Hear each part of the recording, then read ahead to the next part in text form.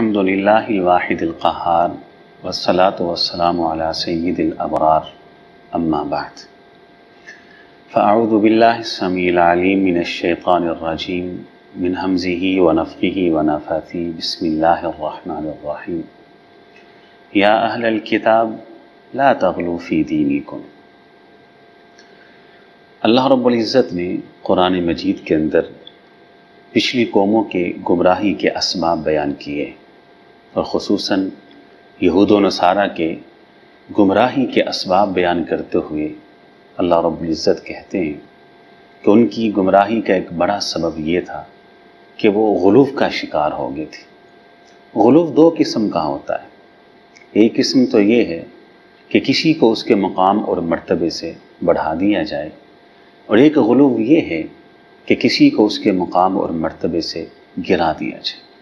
یہودیوں نے ایک طرف تو عزیر کو اللہ کا بیٹا کہہ دیا، اور دوسری طرف ایک سچے نبی، سچے پیغمبر اور سچے رسول عیسیٰ علیہ السلام کو نبی ماننا تو بہت دور کے بات ہے، اللہ کی پناہ انہیں غلط کاری کا نتیجہ قرار دے دی۔ اور دیگر نبی جناب سلیمان علیہ السلام کو نبی ماننا تو درکنار، انہیں جادوگر کہنا شروع کر دیا۔ یہ غلو کی دونوں قسمیں ان کے اندر موجود تھی کہ ایک نبی کو بڑھا دیا اللہ کا بیٹا، اور دو نبیوں کو نبی ماننے سے انکار کر کے ان پر الزام تراشیاں شروع کر دی۔ یہ غلو کی خطرناک شکل ہے۔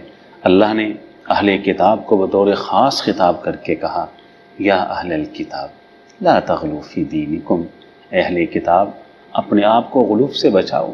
عیسائیوں نے بھی ایسا ہی کیا، عیسیٰ بن مریم کو اللہ کا بیٹا کہہ دیا، اور سب کچھ جانتے ہوئے بھی جناب محمد الرسول اللہ صلی اللہ علیہ وسلم کا انکار کر دیا۔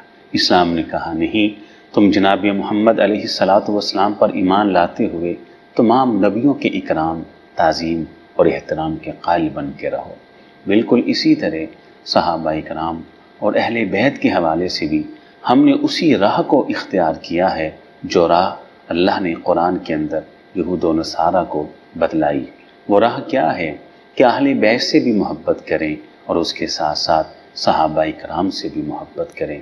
وہ اس لیے ہم ایسا نہیں کرتے کہ ہم ایک سے محبت کرتے ہیں اور دوسرے کی عصمت کا انکار کر دیتے ہیں۔ ہم جہاں سیدہ فاطمۃ الزہرا رضی اللہ تعالی عنہا ان کی عصمت کے قائل ہیں، وہیں پہ ازواج مطہرات جو کہ اہل بیت کے اندر شامل ہیں ان کی عصمت کے بھی قائل ہیں۔ جہاں ہم جناب علی رضی اللہ تعالی عنہ ان کی عظمت اور فضیلت کے قائل ہیں، اسی کے ساتھ ساتھ ہم حضرات صحابہ اکرام کی فضیلت اور عظمت کے بھی قائل ہیں۔ آپ دیکھیے پورے ملک کے اندر آپ چلے جائیے، آپ ہمارے گھروں میں آئیں، جہاں ہمارے بچوں کے نام ابو بکر ہوں گے، عمر ہوں گے، عثمان ہوں گے، وہاں ہمارے بچوں کے نام علی بھی ہوں گے، حسن بھی ہوں گے، حسین بھی ہوں گے۔ جہاں ہماری بیٹیوں کے نام عائشہ ہوں گے، حفصہ ہوں گے، ام سلمہ ہوں گے، وہاں ہماری بیٹیوں کے نام فاطمہ بھی ہوں گے، ختیجہ بھی ہوں گے۔ تو یہ اس بات کی دلیل ہے کہ ہم ہر ایک کی عصمت کے قائل ہیں، ہم ہر ایک سے محبت کے قائل ہیں۔ یہی ہم آپ کو دعوت دیتے ہیں، افراد کی راہ کو نہ اپنائیں، تفرید کی راہ کو نہ اپنائیں، اور اپنے آپ کو غلو سے بچائیں۔ ہر ایک کی عصمت جو اللہ نے اس کو دی ہے اس کو ماننا چاہیے، اس کو بیان کرنا چاہیے۔ اللہ تعالیٰ اس کہنے والے کو بھی اور سب سننے والوں کو اہل بیت سے بھی، صحابہ اکرام سے بھی سچی محبت کرنے کی توفیق عطا فرمائے۔ وآخر دعوانا ان الحمد للہ رب العالمین۔